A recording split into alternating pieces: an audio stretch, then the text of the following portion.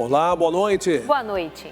Igreja celebra São José, esposo de Maria e patrono da igreja. 2 basílicas romanas contam a história da devoção de Dom Bosco a São José.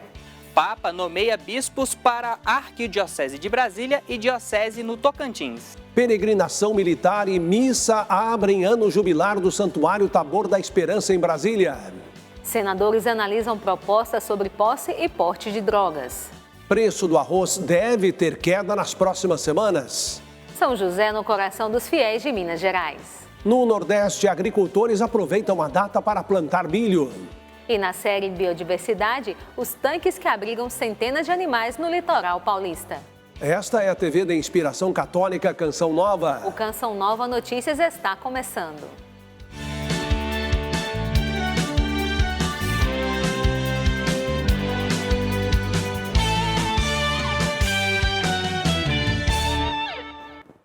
O dia de São José, que a igreja recorda hoje, mobilizou a comunidade franciscana e os cristãos de Nazaré com oração e veneração ao esposo da Virgem Maria e guarda da Sagrada Família.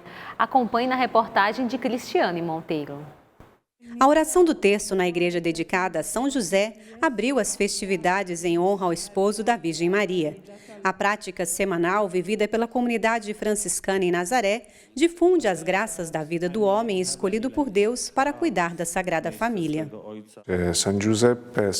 São José aparece nos evangelhos como uma pessoa um pouco escondida, retirada. Porém, o seu silêncio é eloquente e te convida à fidelidade a Deus e à sua palavra.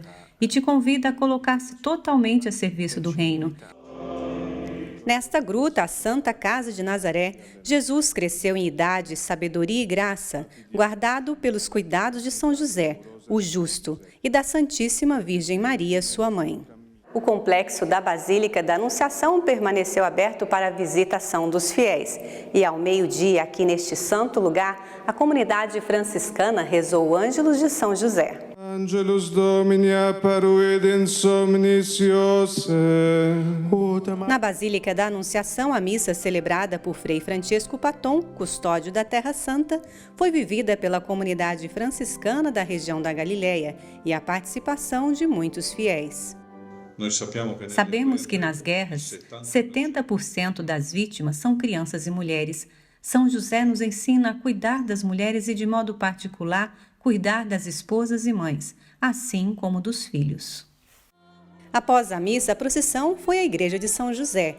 E na gruta, Frei Francesco Paton e os participantes fizeram o ato de consagração da custódia da Terra Santa ao patrono da igreja. Um santo italiano tinha particular devoção a São José. Nossa equipe em Roma visitou 2 basílicas salesianas para contar um pouquinho da devoção de Dom Bosco pelo patrono universal da igreja. João Bosco, santo salesiano que viveu no século XIX, nutria profunda devoção por São José. A Basílica Romana do Sagrado Coração de Jesus é parte da história de devoção do padre piemontês ao Pai Nutrício de Jesus. Nossa equipe foi recebida pelo padre Luiz Otávio, salesiano que vive em Roma. E esta basílica era para ser dedicada a São José. E não foi? Explica para a gente o motivo, padre. O projeto inicial dessa igreja, feito pelo Papa Pio IX, era justamente de dedicar a São José uma basílica na cidade de Roma. Acontece que, após a unificação da Itália, a cidade de Roma, em particular, viveu um tempo político, civil, bastante difícil. E os cristãos, naquela ocasião, acabaram desenvolvendo uma devoção ao Sagrado Coração de Jesus muito grande e acabou virando quase como se fosse um clamor da igreja local que houvesse um templo dedicado ao Sagrado Coração de Jesus. Foi o Papa Leão XIII que pediu ao padre João Bosco para construir a basílica. E Dom Bosco, então, aceitando o pedido do Papa, ele se dedica à construção deste templo dedicado ao Sagrado Coração de Jesus. Mas como não podia faltar, como em todas as igrejas salesianas, também nesta igreja tem um altar dedicado a São José. O altar foi feito por Giuseppe Rollini, um ex-aluno salesiano dedicado à arquitetura sacra. Logo acima está o quadro de São José, feito especialmente para esta basílica. Esta é uma imagem extremamente eloquente, porque ela carrega em si a paternidade de José, ela carrega em si a Sagrada Família, o dogma de São José como patrono da igreja, obviamente como patrono da nossa igreja, estando dentro de uma igreja salesiana. Portanto, para nós, ele é um quadro extremamente significativo, extremamente importante. Devoto de São José, Dom Bosco recomendava aos seus a pedir a intercessão do patrono da igreja. Porque muitos dos meninos acolhidos no oratório eram órfãos, então para que encontrassem essa figura de paternidade divina concreta em São José, nós somos de modo muito particular extremamente incentivados, animados e desenvolvemos essa devoção a São José para encontrar nele um sustento também financeiro para levar avante toda a obra salesiana. O altar dedicado a São José foi um pedido de Dom Bosco, não só para esta igreja, explica o pároco de outra basílica salesiana de Roma, dedicada a Nossa Senhora Auxiliadora. Em todas as igrejas salesianas não faltam nunca a imagem do Sagrado Coração de Jesus e de São José, porque eram duas devoções de Dom Bosco. Ele queria que nas igrejas salesianas fossem sempre representadas Nossa Senhora Auxiliadora, o Sagrado Coração de Jesus e São José. Il Sacro Cuore e San Giuseppe.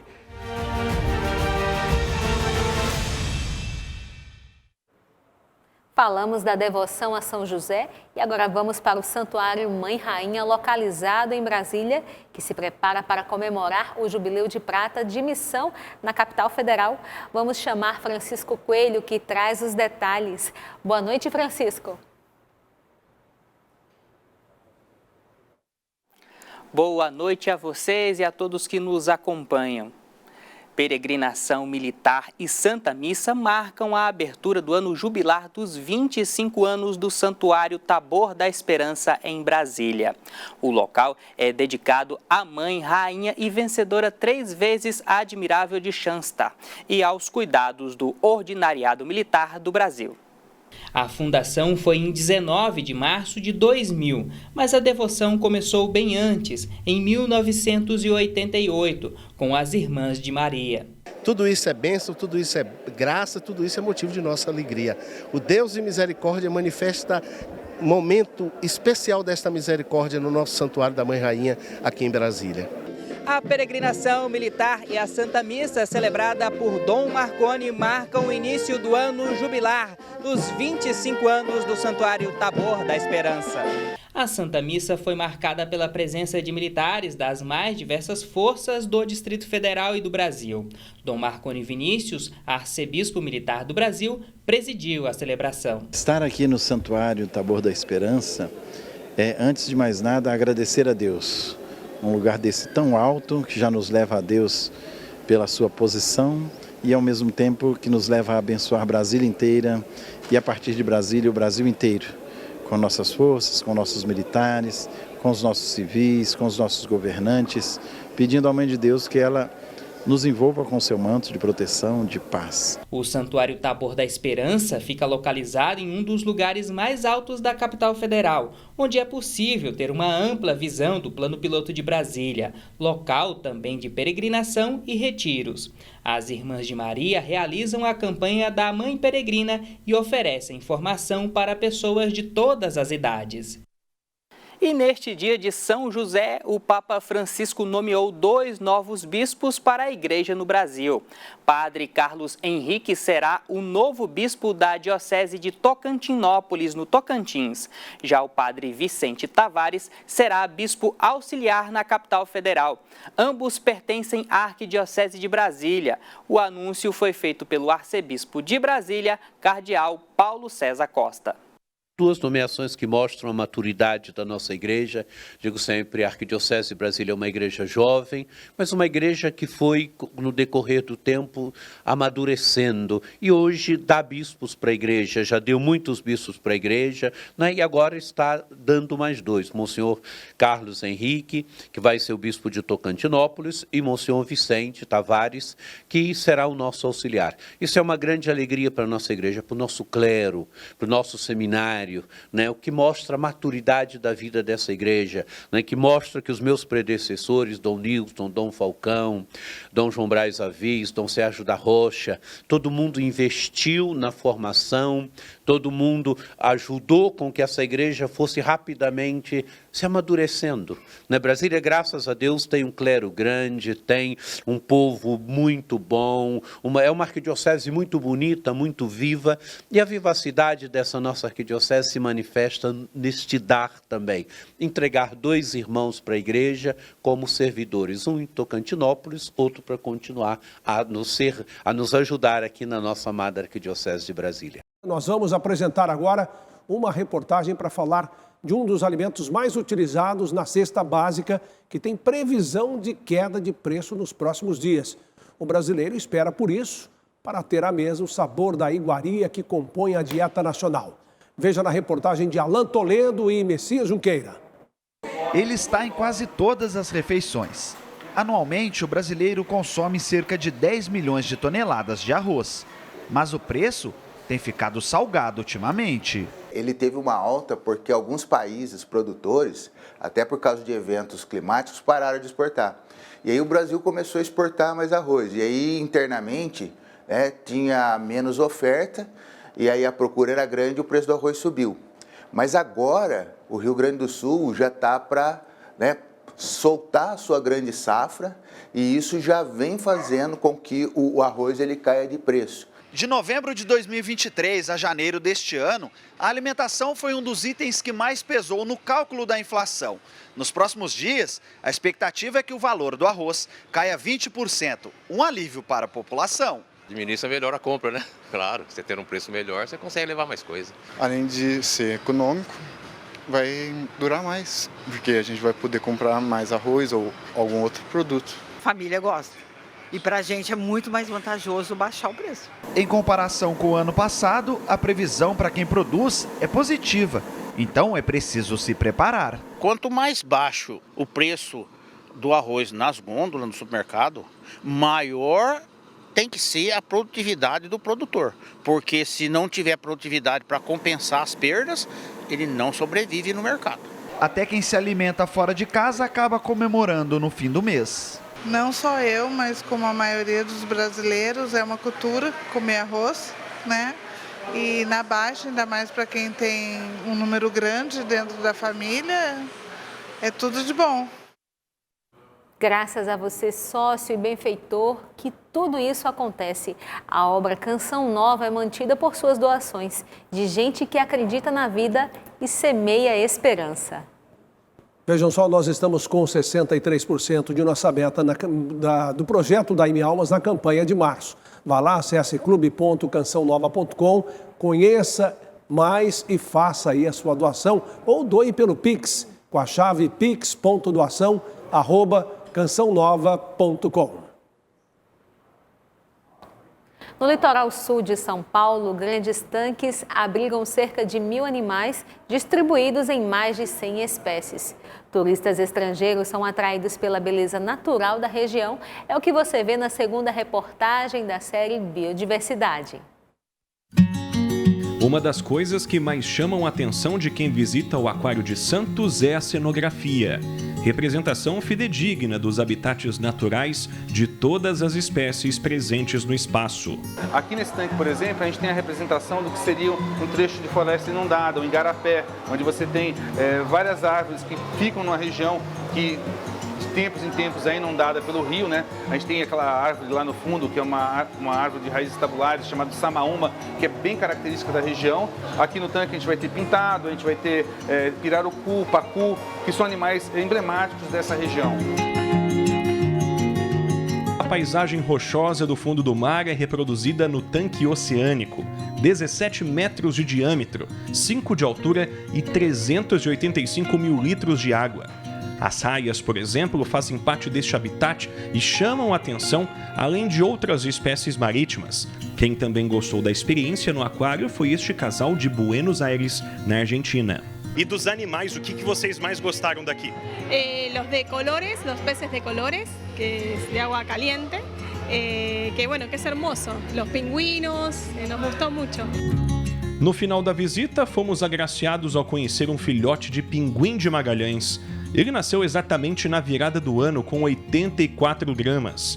Hoje tem mais de 3 quilos e vive em um ambiente climatizado, bem próximo do natural. Eu e a Daniela, a gente foi os primeiros a encontrar ele, a gente viu o ovo dele, então a gente acompanhou desde o processo da postura do ovo, todo o processo dele eclodir, ele nascer e agora ele já tá desse tamanho, então já tá do tamanho de um adulto, pesando o mesmo peso que um adulto pesaria. Só de estar aqui nesse cantinho e poder contemplar de perto o pinguim, o champanhe e ver essa riqueza natural, realmente vale muito a pena. Amanhã conheceremos o trabalho desenvolvido por uma instituição de ensino superior na reabilitação de animais silvestres. Olha, restabelecemos o contato com Brasília para falar do presidente Lula, que se encontrou hoje com a ministra da Saúde, Nízia Trindade, e a gente vai trazer os detalhes com ela agora de tudo que aconteceu essa tarde. Boa noite, Camila.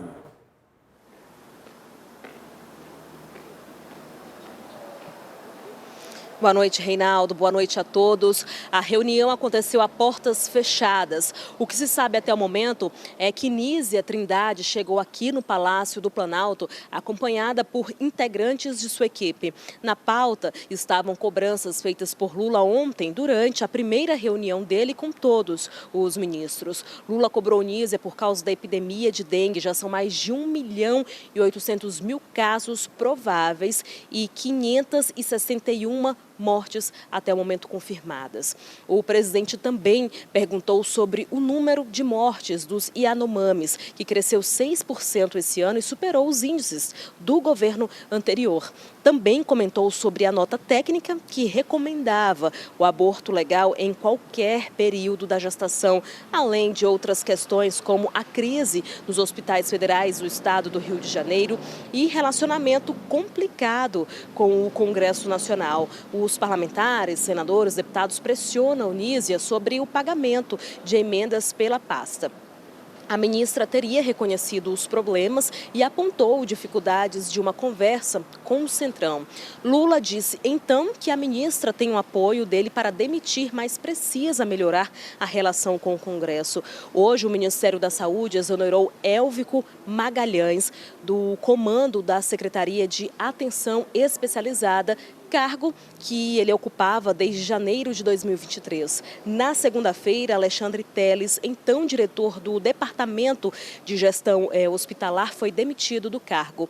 E uma outra informação para a gente finalizar, começou no Senado a primeira sessão de debates da proposta que criminaliza a posse e o porte de drogas, seja qual for a quantidade. A PEC das drogas foi aprovada na semana passada pela Comissão de Constituição e Justiça. Boa noite. Estamos de volta para falar da previsão do tempo, pois a nova onda de calor se encerra junto com o verão exatamente à 00:06. Uma frente fria marca o início do outono e traz chuva para o fim do verão em todo o país. A quarta-feira, último dia da onda de calor, será marcada por chuva e altas temperaturas em todo o país. Vai fazer 34 graus em São Paulo e 38 em Campo Grande. Por falar nisso, o sul se destaca com 31 graus em Cascavel e 32 em Blumenau. Porto Alegre se despede do calorão com 35 graus. Já na quinta-feira, com clima de outono, a temperatura cai para 27 graus. O calor intenso diminui no centro-sul e pode chover a qualquer hora em Mato Grosso e em Goiás. E nas demais áreas do centro-oeste, o tempo será abafado com pancadas de chuva. Ainda é época de chuva no norte por causa da zona de convergência intertropical. No Tocantins e nas outras áreas do Pará, chove a qualquer hora. Inclusive aqui no norte do Pará, os acumulados podem chegar aos 40 milímetros. No norte, em Roraima, o tempo permanece seco e quente. No Nordeste, os agricultores dizem que se chover no dia de São José, que é exatamente hoje, significa que o ano será de boas chuvas e colheita. A boa notícia é que choveu bastante em vários pontos. Amanhã, o tempo vai ser firme no interior da Bahia e pode ter chuva passageira em Sergipe, Alagoas e Pernambuco. Nas outras áreas do Nordeste, o tempo será abafado com pancadas de chuva e trovoadas. Os termômetros marcam mínima de 23 graus em Porto Alegre, 24 no Rio de Janeiro e máxima de 32 em Salvador e 36 em Cuiabá E agora vamos falar de um desafio que moradores da maior metrópole do país enfrentam. Mais uma vez, são afetados pela falta de energia. E agora vamos falar de um desafio que moradores da maior metrópole do país enfrentam. Mais uma vez, afetados pela falta de energia elétrica. Sidney Fernandes tem as informações. Boa noite, Sidney.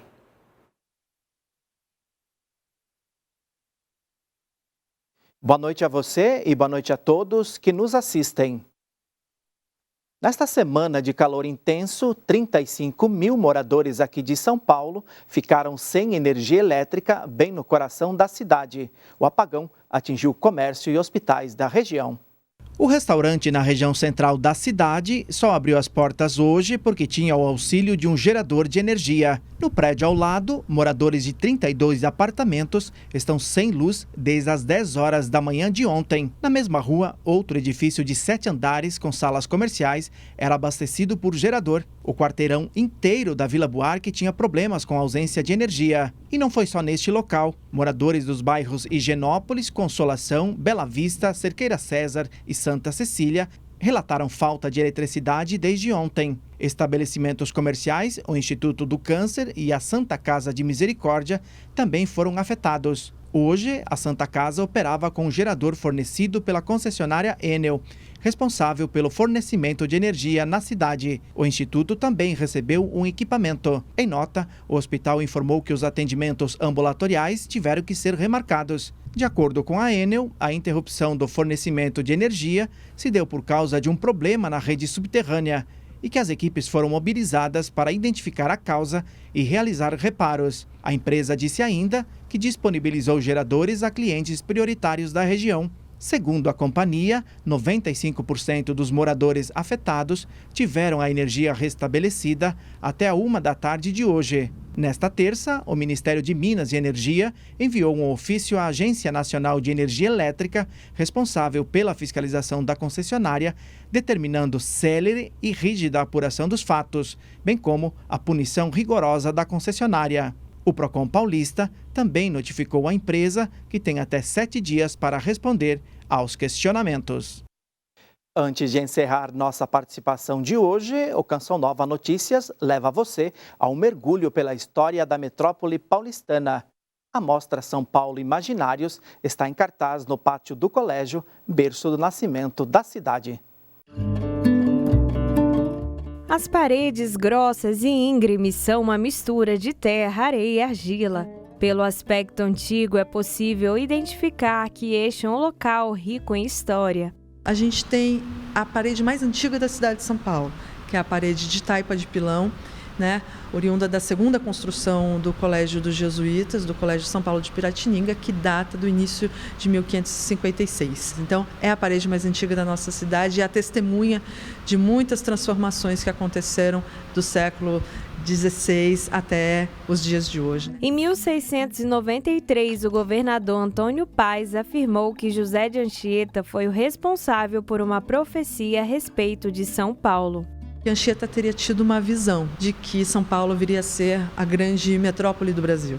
Por meio de pequenos recortes de jornais, a exposição mostra os principais fatos que marcaram a história de São Paulo durante 400 anos.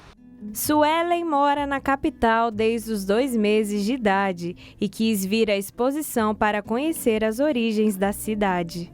Me chamou a atenção, falando, nossa, a gente mora aqui, só trabalha e acaba esquecendo de conhecer a nossa história. E acaba viajando para outros locais e esquecendo de conhecer aqui a história nossa de São Paulo. A moradora destaca os avanços que percebeu ao longo dos anos. Eu vejo melhorias na parte da educação, eu vejo melhorias também nas edificações. Então, lógico que o progresso vir, a gente consegue se locomover mais fácil, Você consegue sair lá, talvez de Parelheiros e vir mais fácil para São Paulo. Então, a locomoção, por mais que aumentou, o trânsito, mas tem mais metrôs. Então, eu vejo essa parte positiva também.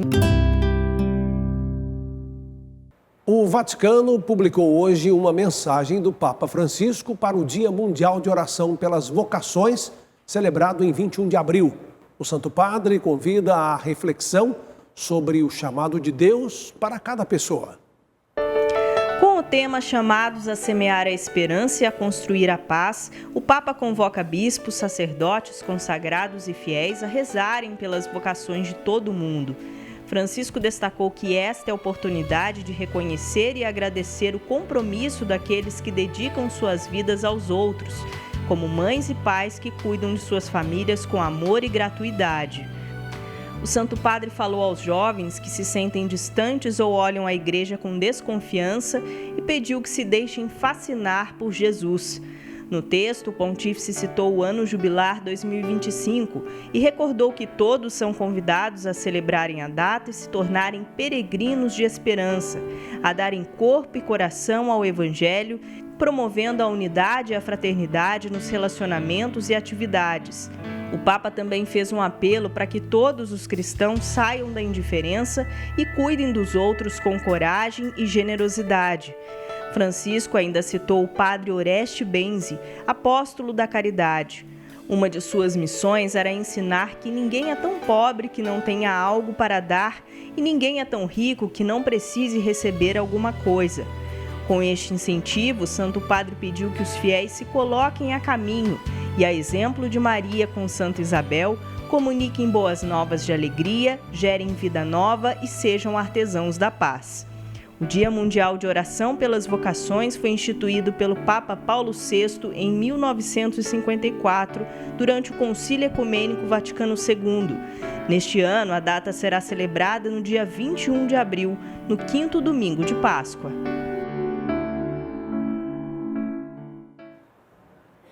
Voltamos a falar de São José, comemorado hoje pela Igreja Católica. No Nordeste, além de comemorar a data, os agricultores plantam milho, tradição que segue até os dias de hoje. Em Aracaju, as celebrações começaram nas primeiras horas da manhã.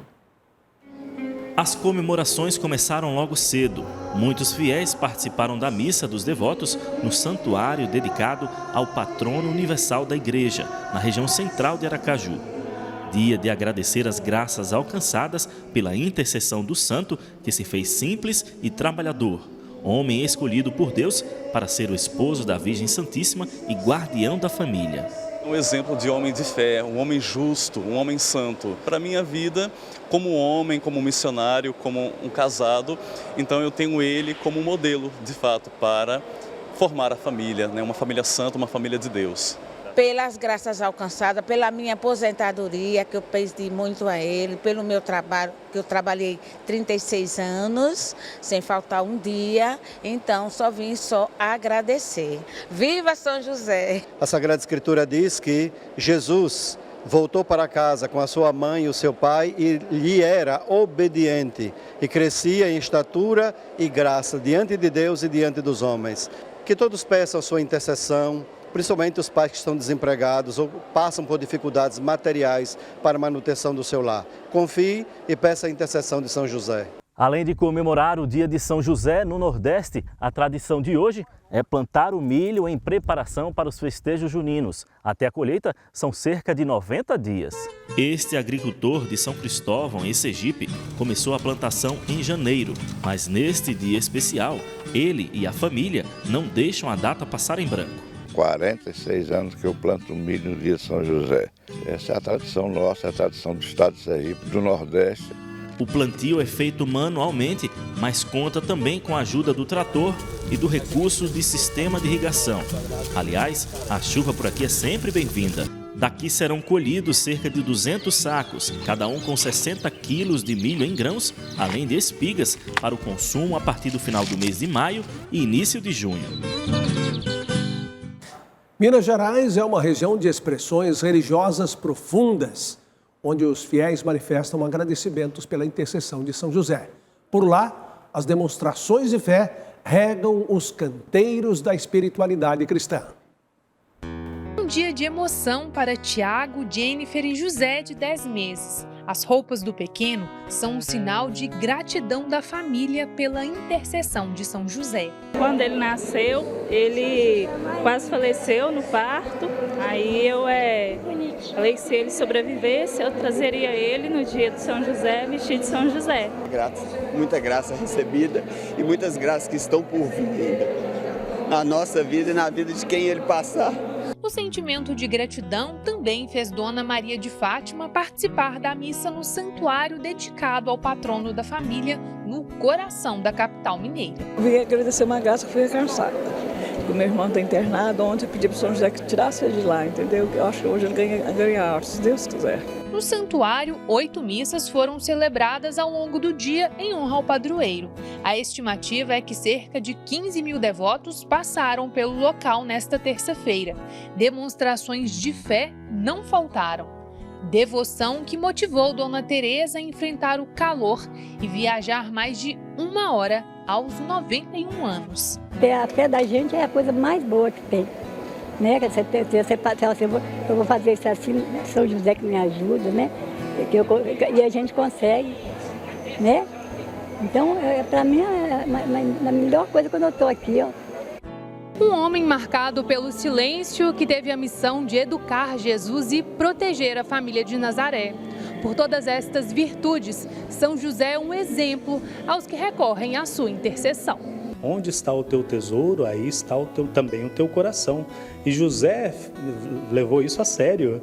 José colocou então aquilo como um tesouro para a vida dele. O Senhor propôs e ele disse, está bem, eu vou deixar todos os meus projetos de lado e vou aceitar. Então ele colocou todo o seu coração ali. Por isso que protegeu o menino, protegeu a mãe durante várias vezes, né? Sempre que Deus pede alguma coisa, ele se levanta imediatamente e faz. Então ele colocou todo o seu coração ali, porque era o tesouro de verdade para a vida dele, né? Então essas pessoas também veem em São José uma inspiração lindíssima para reconstruir o próprio lar. Virtudes que Tiago deseja contemplar na vida do seu José. Possa ser luz na vida de várias pessoas. Eu fico emocionado. É muita bênção. É muita bênção.